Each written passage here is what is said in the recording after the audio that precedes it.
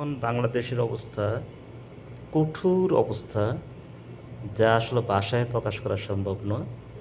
এখন কোঠা আন্দোলন নামে যে আন্দোলন শুরু হচ্ছে, তার লাস্ট কোন জায়গায় গিয়ে দাঁড়ায় তা আমরা কেউ জানি না। এখন অনেকের মার বুকের দহন খালি হচ্ছে, অনেকে আহত হচ্ছে, নিহত হচ্ছে, পরিস্থিতি কন্ট্রোলের বাইরে চলে যাচ্ছে এবং যে যেমনি পারছে সেই রোডে নামিয়ে আসছে এবং অধিকার আদায়ের জন্য, কোটা সংস্কারের জন্য আন্দোলন করছে। তো লাস্টে কী হবে তা আমরা কেউ জানি না। তো এখান থেকে আমাদের উঠে আসতে হবে, দেশ কন্ট্রোল নিতে হবে এবং দেশ ডেভেলপমেন্ট করতে হবে এবং কমিটমেন্ট দিতে হবে, যাতে পরবর্তীতে এইরকম সমস্যা যাতে না হয়।